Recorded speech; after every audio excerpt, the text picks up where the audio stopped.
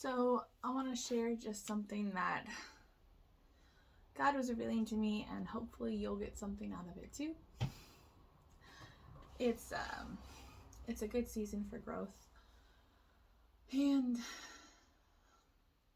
it's a good season to be challenging yourself on what you believe or what you think you believe, and just letting God prune things, because if we don't do that, then things grow and things that should not be there.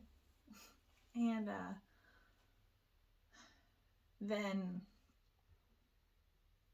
it can become a huge life sucker or redirection of energy that should be poured elsewhere if we're not careful.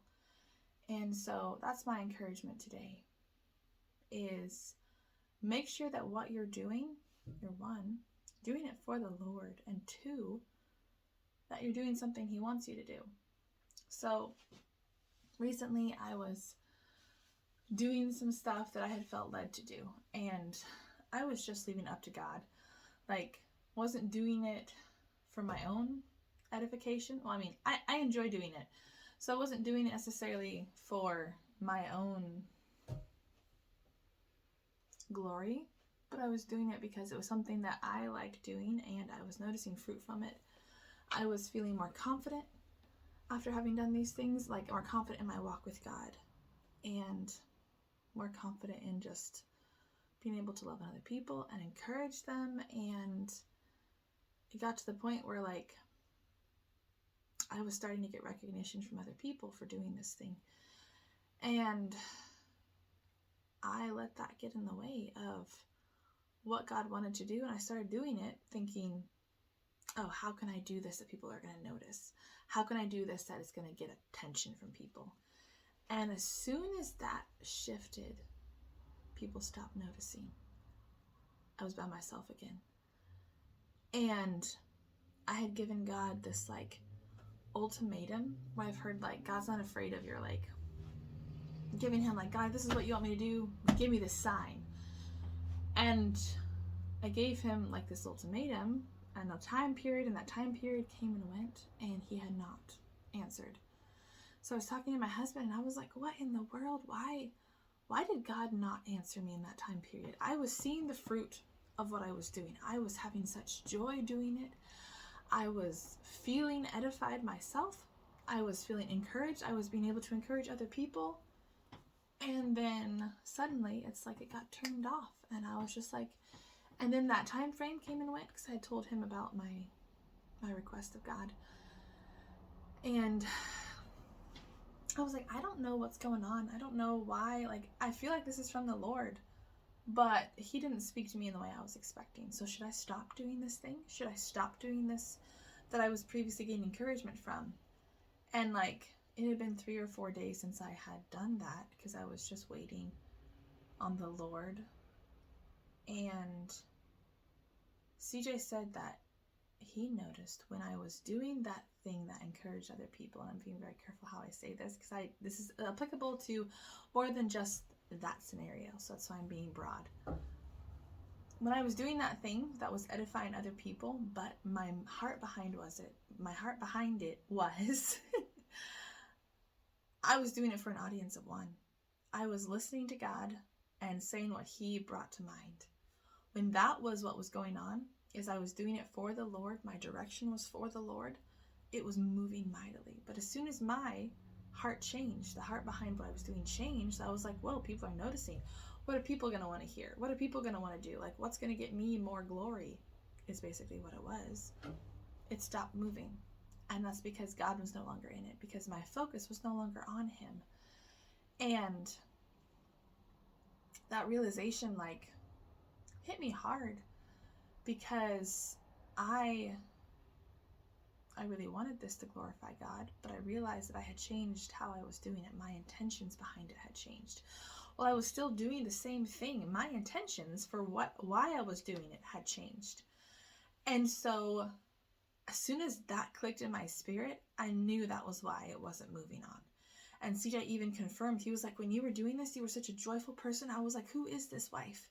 Like, He's like, not that I don't love you every day, but you were just like more on fire, radiant person, and you were pursuing what God had for you, and you were building other people up. And he said, as soon as you stopped doing that for the Lord and you started just complaining, your intentions changed, then your outlook changed, because you were like, I'm doing this for men now.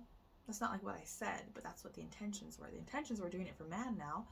Then you started complaining, why aren't they noticing? Why aren't they giving me the glory that I need? Why like all of the stuff directed at men instead of back at God? He said, as soon as that shift happened, where your intentions changed, you became you weren't as joyful. Negativity seemed to come up often. And he was like, there was days that I would not want to come home from work. And he's like, I always love coming home from work to you. But there was days that I was like, I knew it was going to be heavy when I got home.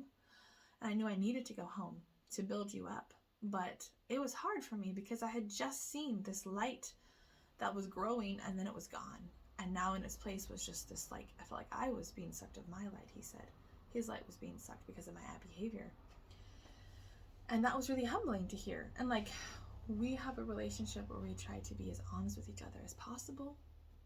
And sometimes, something happens and it takes a day or two for you to reconcile what exactly happened and why it wasn't okay. So then you talk about it then. But we try to keep those communication lines very open. And so I repented, and I said, God, I'm so sorry I wasn't doing this for you. Please redirect my heart back to doing this for the Lord. And I was like, God, I feel like this is still something you want me to do. I just need to make sure that it is something I am doing for you, and with the intention of just doing it for the Lord. Do it for an audience of one. Whatever you're doing, do it for the Lord. And God brought this verse up, and as I said, I've memorized a lot of scripture, but the addresses escaped me, so I had to Google it. But it's in Colossians, and it's 3:23. And whatever you do, do it heartily as to the Lord and not to men, knowing that from the Lord you will receive the reward of the inheritance, for you serve the Lord Christ. So whatever you do, whether that's doing the dishes, taking care of your children, working at your job, serving people in your church, like whatever it is, don't do it for men's approval, because the Bible also talks about when you do things to be seen by man, that's all the rewards you're going to get. But when you do things for the Lord, he rewards you, and his rewards are you are more joyful. You have more patience. You feel love, so you're able to give people love. You feel encouraged, so you're able to encourage other people. God's rewards are not always material things of this world, because heaven knows that's only momentary happiness. That's only momentary happiness. When we are doing things for the Lord, he gives us things that transcend. They're higher. They go above the material. And that looks like joy. That looks like a lot of the fruits of the Spirit. Those things just start to bubble forth because your focus is on God. And when your focus is on God, it excites the Spirit of God. And he gets so excited because that's who you're doing it for. That's what your intentions are, is to push for God. And he gets excited, and you start yielding that fruit. And you yield that fruit anytime you're doing things for the Lord. So it may not be your season to bloom, like some trees have seasons. But when you're doing it for the Lord, you will bloom out of season. You will bloom in a time that people are like, they're not supposed to be blooming. There's not supposed to be this fruit coming. But the reason that you're having that fruit come is because you're focusing on the Lord. So that's all that I have to share for this episode, is just make sure that whatever you're doing is for God. Make sure that your heart and your intentions behind it are for glorifying God and doing what he wants to do and seeking his approval. And realizing that you may not be popular with men. In fact, the Bible tells us we're not going to be popular with the world. And that's okay, because if you let God use you, he will use you to reach exactly who needs to hear that. He will use you to reach exactly where it needs to go.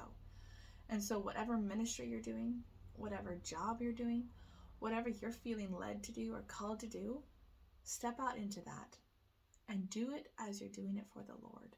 Because that's where you're going to have success, is when you're pushing to do an event, pushing to read to children, pushing to wash dishes at home, pushing to help set up tables at the church, pushing to speak in front of congregations, or whatever that may be. And it's not always like in the what's the word I'm looking for, in the Christian world. It'll be often, just whatever you're doing, like you're a secretary at work, you install doors for a living, you are an electrician, you are a barista, whatever you're doing, do it for the Lord. And you will notice that when you're doing things for the Lord, He starts rewarding you with good character. And that good character doesn't come out of your own self, because I'll be honest, I got so tired the last couple days before that revelation, because I was pushing to have that joy on my own. And I didn't have that joy on my own because I wasn't focused on the Lord. I was focused on the world and what the world thought of me. And I let recognition go to my head. Well, it's good to get that recognition. The Bible says, let your light so shine before men. But the second part of that is so that they may see your good works and glorify your Father in heaven. Good works. So I wasn't transferring that glory back to God. Like, oh, thank you. It's all because of God. Oh, thank you. It's all because of God.